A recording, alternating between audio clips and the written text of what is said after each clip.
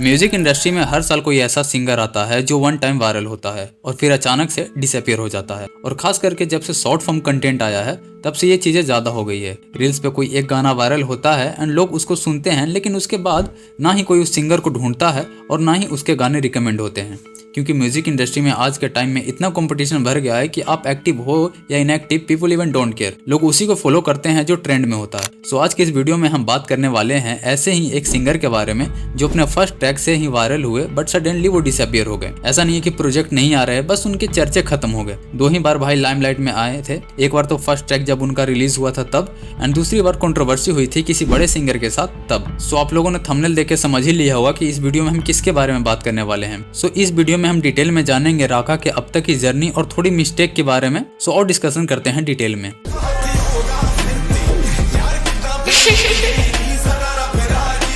राका ने अपनी music journey की शुरुआत ठीक आज से 3 साल पहले किया था, यानी जनवरी 2023 में विद ट्रैक अमली एंथम।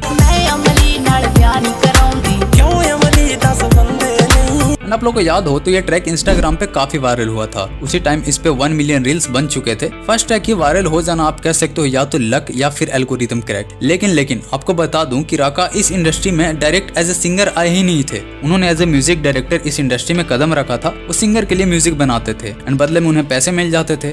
एंड राका का म्यूजिक डायरेक्टर के फील्ड में टर्निंग पॉइंट तब आया जब उन्होंने करण रंधावा का फुलकारी सॉन्ग में अपना म्यूजिक दिया एंड वो सॉन्ग सुपर हिट हुआ। इवन वो सॉन्ग करण के कैरियर का आज तक का ना सबसे बड़ा सॉन्ग है। एंड म्यूजिक डायरेक्टर के लिए बहुत बड़ी बात होती है जब उसके दिया हुआ म्यूजिक का सॉन्ग हिट हो जाए, क्योंकि उसके बाद म्यूजिक डायरेक्टर को भी आने लगते हैं ऑफर बहुत जगह से।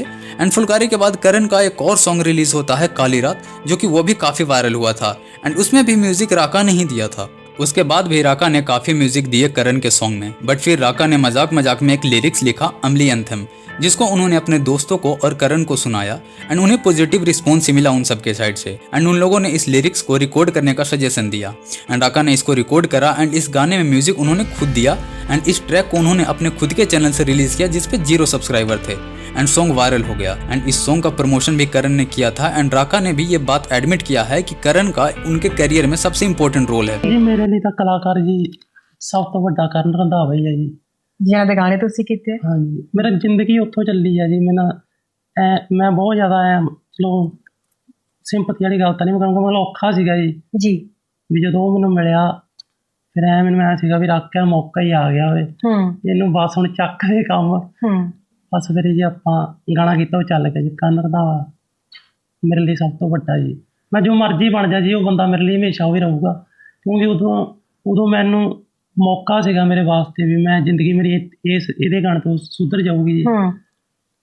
जे हुण मैं मेरे 4 चल गए जे मैं कहां भी हुण तो मैं हाँ जी भुल जा, मैं बाकी वांगू नहीं करता जी। मैं तो बहुत आसान चेते रखने वाला बंदा जी। नहीं, बहुत अच्छी गल है। जब ये सॉन्ग रिलीज हुआ था तब राका को पॉजिटिव रिस्पांस के साथ साथ कुछ निगेटिव रिस्पांस भी मिले थे। पहला जो निगेटिव रिस्पांस था वो ये था कि फीमेल सिंगर दीपक ढिल्लों को एज ए फीमेल लीड अपने गाने में फीचर करना, जिसमें लोग उन्हें ट्रोल कर रहे थे कि दोनों माँ बेटे लग रहे हो ऐसे करके। एंड सेकंड था उनका ओवरऑल लुक, स्पेशली उनके हेयर स्टाइल को लेकर के। बट ऑल्सो यू नो कि थोड़ा लाइमलाइट मिलता है ना तो थोड़ा क्रिटिसिज्म भी झेलना पड़ता है। इस सॉन्ग के बाद राका के फ्लोवर सब्सक्राइबर तेजी से बढ़ने लगे एंड इंडस्ट्री में एज ए आर्टिस्ट भी उनको पहचान मिल गया। पहले ही सॉन्ग पे 1 मिलियन रील्स क्रॉस हो जाना एक डेब्यू सिंगर के लिए बहुत बड़ी बात होती है। राका के चर्चे शुरू हो जाते हैं इंडस्ट्री में एंड रातों रात राका एक वायरल सेंसेशन बन जाते हैं। अमली एंथम पे अगर करंट व्यूज की हम बात करें तो उस पे अभी के टाइम पे 101 मिलियन व्यूज हैं। उसके बाद 7 मार्च 2023 को राका ने अपना सेकंड ट्रैक रिलीज करा बोली जानदासी, जिस पे 10 मिलियन व्यूज हैं करेंटली। और ये गाना भी राका के हाइप की वजह से ही चला। बट यहाँ के बाद से जितने भी ट्रैक आ रहे थे वो डिक्रीजिंग ऑर्डर में ही रहे, मतलब व्यूज कम होते गया हर अपकमिंग ट्रैक पे। राका के चर्चे नॉर्मल हो गए, लेकिन अगेन एक ट्रैक राका ने रिलीज करा हिकायत, जो कि 8.5 मिनट का ट्रैक था। इसमें भाई ने अपना लाइफ स्टोरी बताया है कि कैसे उन्होंने स्ट्रगल झेला, कैसे वो चंडीगढ़ आए, क्या क्या उनके साथ स्कैम हुआ। और साथ ही साथ राका ने इस ट्रैक में अपना कास्ट को प्राउडली शो करा है।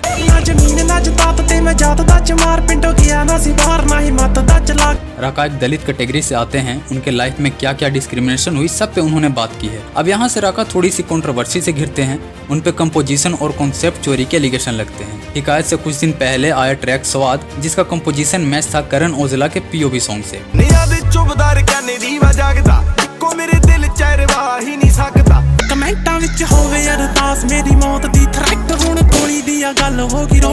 जब ये ट्रैक वायरल होता है तो करण औजला तक भी पहुंचता है एंड करण औजला एक लाइव में इनडायरेक्टली रिप्लाई करते हैं राका को। ਚੱਕ ਲੂੰਗੇ ਫਿਰ ਗਾਣਾ ਬਣ ਜੂ ਇਹ ਜਿਹਾ ਸਾਜ਼ ਇੱਕ ਵੀ ਨਹੀਂ ਬਣਾਉਂਦਾ ਪਰ ਤਰਜਾ ਬਣਾ ਕੇ ਦਿਖਾ ਦਿਓ ਚੱਕੀ ਜਾਂਦੀ ਆ ਮੰਡੀਰ ਤੇਰਾ ਵੀ ਚੱਕ ਗਏ ਨਾ ਇੱਕ ਤੋਂ ਕੋਈ ਨਹੀਂ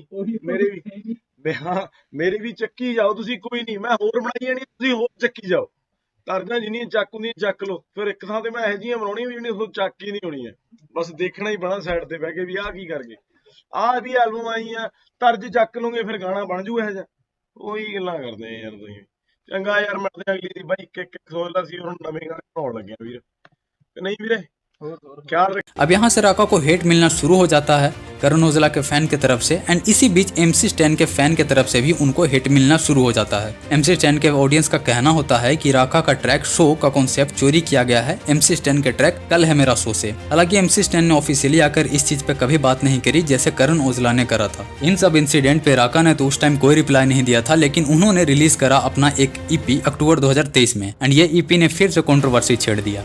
EP का नाम था ऑन माई ऑन। इसी ट्रैक में राका ने भी करण औजला को इनडायरेक्टली वे में रिप्लाई किया। इसमें राका ने उसी चीज का रिप्लाई करा कि जैसे उन पे एलिगेशन लगे हैं POV ट्रैक का कंपोजिशन चोरी करने का, वैसे ही करण औजला ने भी टेक इट इजी सॉन्ग का कंपोजिशन किसी और सॉन्ग से चुराया है। रोजदार करने मैनू मार के मैं भी फोलने नू खोल लवां मार के। एंड जब ये ट्रैक रिलीज हुई तो पूरे इंटरनेट पे बात होने लग गया कि राका ने रिप्लाई किया करण को। स्पेशली जो रिएक्शन चैनल वाले थे वो नेक्स्ट लेवल की आग लगा रहे थे इस कंट्रोवर्सी में। एंड ये सब देख के करण औजला का ईगो हट हो जाता है कि कल का लड़का आया मुझे रिप्लाई कर रहा है। And again Karan Aujla live आते हैं एंड राका को कुछ इस तरीके से रिप्लाई करते हैं। नहीं था ना ये 9 वर्गे भी नहीं है वो समझदा 9 वर्गे भी नहीं। ओके पटाखे पाने मैं हौली हौली देखी तो सही ऐसे ऐसे गाने छटू बाबे वो समझ नहीं आनी थोनू पर 9 एक करी फिर देख लो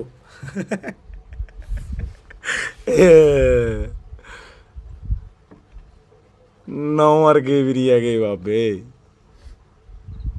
चलो ठीक है यार ख्याल रखियो अपना। और इस कंट्रोवर्सी में ऐसा नहीं था कि राका को वन साइडेड हेट मिल रहा था, लोग राका को भी सपोर्ट कर रहे थे। बट फिर इन सब चीज़ों के बाद राका इंस्टाग्राम पे लाइव आकर इन सारी चीज़ों को ख़त्म कर देते हैं।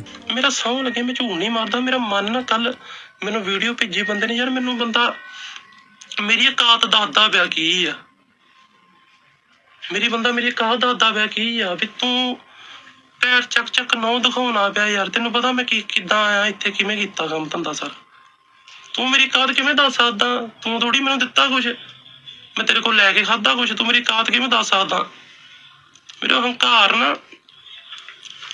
इत्थे किसे दा नहीं रहिंदा हुंदा वीरो किसे दी औकात किसे दा लैवल किहड़ा हैगा किन्ना नहीं हैगा जे तू मैनूं जाणदा ही कुछ नहीं गा जे तू मैनूं मनदा ही कुछ नहीं गा तो फिर बोलिया मैनूं लगन लगा ही फिर बोलिया का तो फिर मैनूं बोलदा ही ना जे मैं तेरे लिए है ही कुछ नहीं गा।